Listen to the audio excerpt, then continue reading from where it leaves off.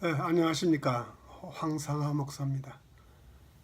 오늘은 그 사순절에 생각하는 하나님의 일과 사탄의 일, 이런 제목으로 잠깐 말씀을 하겠습니다. 지금은 교회력으로 사순절입니다. 올해 사순절은 지난 3월 6일 제2수요일에 시작하여 4월 20일에 끝납니다. 사순절의 정신은 주님이 겪으신 순환에 동참한다는 것입니다. 사순절을 영어로 렌트라고 하는데, 이는 고대 앵글로색슨의 랭에서 유래된 말로 독일어의 렌츠와 함께 봄이라는 뜻입니다. 그러나 한국에서는 사순절을 40일간의 기념일이라는 뜻의 그 히라보인 데사라코데스라는 말을 그 사순절로 번역하였습니다. 넉사자에 열을 순자와 마디절자를 써서 사순절이라 그렇게 합니다. 이 사순절은 예수님의 순환에 동참한다는 의미로 죄를 머리에 얹거나 이마에 바르고 또 죄를 통찰하고 회개하는 죄의 수요일에 시작되어서 부활절 전 그 40일 기간 동안 지킵니다. 사순절 전통은 그 동방교회와 서방교회 사이에 차이가 있습니다. 동방교회인 정교회에서는 매 주간 5일만을 사순절 기간에 포함시키고 토요일과 주일을 40일의 그 기간에 포함시키지 않기 때문에 부활절 전 그 8주간이 사순절이 되는 셈이죠. 그러나 서방교회인 그 천주교회에서는 주일을 포함하여 사순절 기간이 고난주가 목요일까지입니다. 그러나 이제 개신교에서는 주일을 제외하고 토요일을 포함한 40일을 사순절로 지키니까 부활절 이전 6주일하고 4일이 사순절이 됩니다. 즉 제2수요일로부터 성토요일까지 주일을 제외한 날수가 40일간이 사순절입니다. 이 기간 동안에는 특별히 자기 절제와 회개를 하면서 예수님의 십자가의 순환과 죽음을 기억하며 모든 은행심을 조심합니다. 또한 이 기간은 예수님께서 세례를 받으신 후 광야에서 40일 동안 금식하시고 마귀에게 시험을 받으신 그 사건을 떠올리기도 합니다. 결국 사순절의 핵심은 예수님의 고난에 동참하는 절기입니다. 우리 개신교회에서는 성탄절과 부활절을 제외한 다른 절기는 거의 지키지 않습니다. 절기를 지키지 않고 지키고 지키지 않는 것은 그렇게 큰 문제는 아니죠. 문제는 절기의 의미를 일상에서 잊지 않고 실천하느냐 하는 것입니다. 사순절의 의미가 예수님의 고난에 참여하는 것이니까 그것은 곧 그리스도인의 삶에서 주님의 고난이 주는 교훈을 바르게 잘 받아야 한다는 의미입니다. 자, 그렇다면 사순절에 예수 그리스도께서 당하신 고난에 참여한다는 것이 무슨 의미가 있는가 하는 점입니다. 사순절을 통해 예수 그리스도의 고난의 의미를 상기하는 것은 그리스도인의 삶에 매우 중요한 의미가 있기 때문입니다. 사순절의 의미처럼 예수 그리스도의 고난에 참여하지 않는 그리스도인의 삶은 올바른 그리스도인의 삶이라 이렇게 말할 수 없겠죠. 예수 그리스도의 고난은 그리스도인의 삶에 중요한 의미가 있습니다. 그리스도인들은 예수 그리스도의 고난에 동참하는 올바르고 구체적인 실천 행위를 나타내야만 합니다. 자, 그렇다면 어떻게 하는 것이 예수 그리스도의 고난에 동참하는 것일까요? 그리스도인들은 사순절이 되면 마음을 집중하여 고난당하신 예수님을 동정하고 또 안타까워하고 슬퍼합니다. 또한 그 고난을 묵상하고 또는 그 고난에 동참한다는 뜻으로 금식도 하고 또 모든 것을 참고 절제합니다. 이 기간 동안에 구제와 자선 활동에 참여하기도 합니다. 사순절에 그렇게 하는 것은 매우 좋은 전통입니다. 그러한 전통이 일상의 삶으로 연결되면 사순절은 경건의 훈련으로 장려할 절기라고 할 수 있습니다. 하지만 평소에는 모든 것을 자기 마음대로 원하는 대로 마음껏 하다가 사순절에만 그렇게 하는 것은 경건의 모양만 내는 정직하지 못한 것이라 말할 수 있겠습니다. 사순절에만 예수님의 고난을 기억하고 그 기간이 지나면 고난과는 아무런 상관없는 것처럼 산다면 그렇게 지키는 사순절의 경건은 유익이 아니라 외식하는 것이 되고 말 것입니다.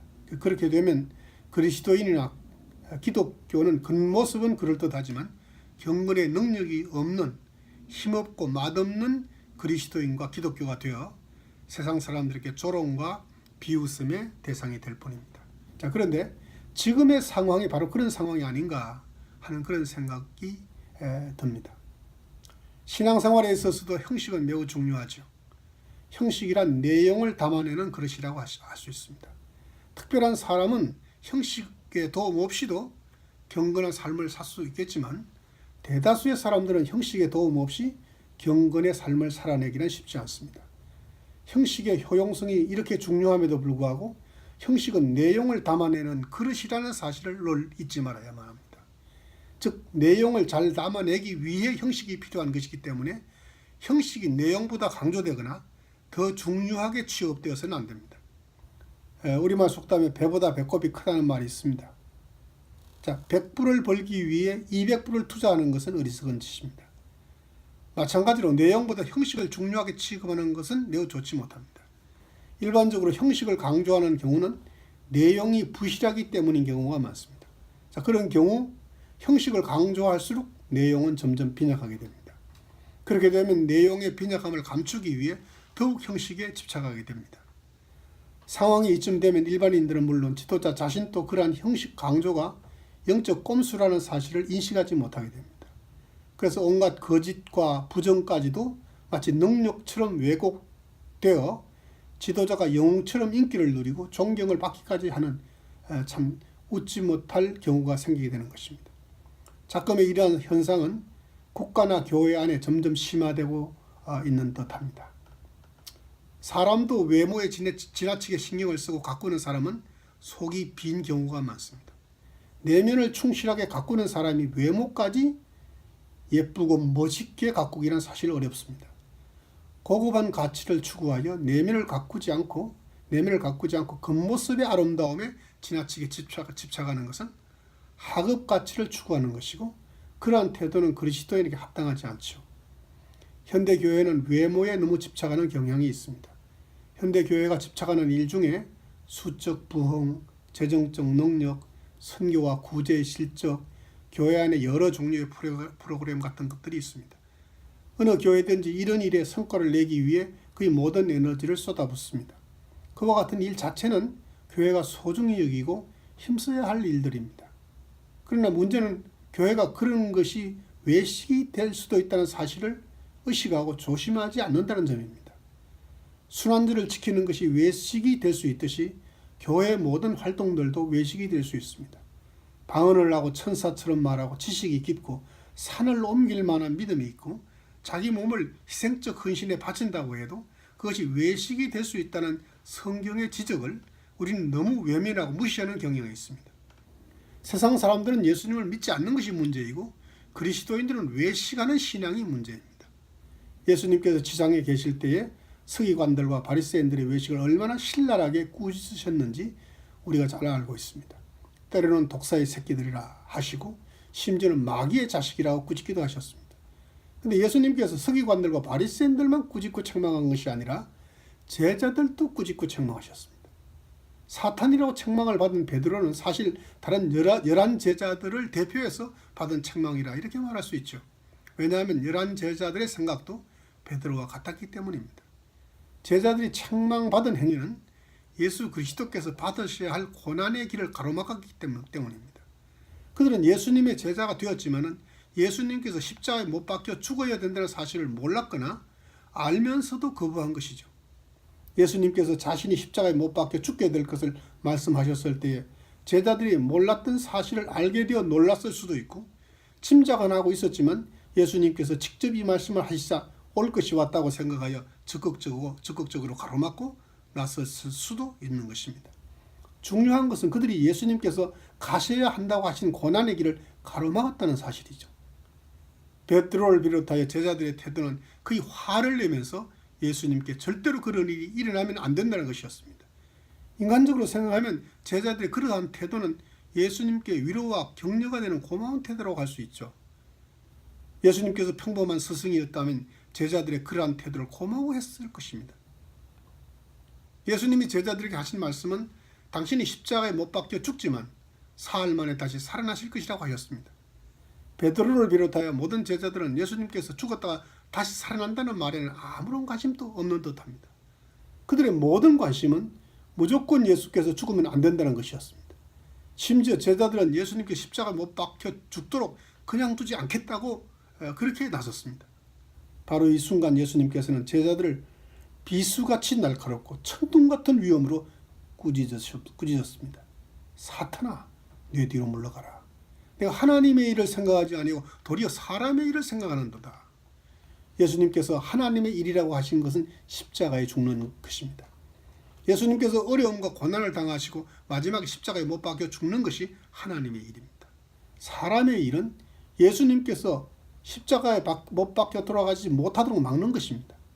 예수님께서 그것을 사람의 일이라고 하셨지만은 사실 그 일은 사탄의 일입니다. 제자들은 하나님의 일을 한다며 사탄의 일에 최선을 다하였습니다. 잘못된 방향으로 열심히 달려가고 있었습니다. 그릇된 판단과 열정은 정작 주의를 기울여야 할 중요한 사실을 잊어버리게 합니다. 제자들은 예수님의 십자가의 길을 가로막아야 한다는 일념에 죽었다가 3일 만에 다시 살아나신다는 중요한 말씀을 잊어버리고 말았습니다. 아니, 무시했을 수 있습니다.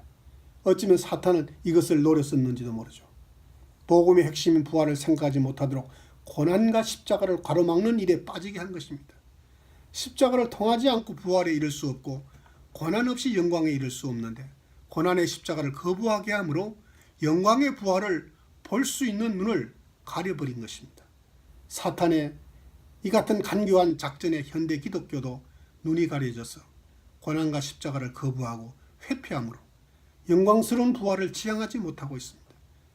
고난과 십자가는 부활에 이르는 하나님의 일이고 그것을 거부하고 가로막는 일은 사람의 일임과 동시에 사탄의 일입니다.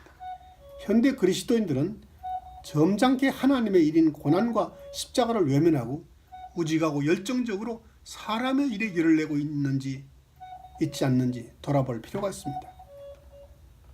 인자가 많은 고난을 받고 장로들과 대제사장들과 서기관들에게 버림받아 죽임을 당하고 사흘 만에 살아나야 할 것을 비로소 그들에게 가르치시되 드러내놓고 이 말씀을 하시니 베드로가 예수를 붙들고 항변하며 예수께서 돌이키사 제자들을 보시며 베드로를 꾸짖어 이르시되 사단아, 내 뒤로 물러가라.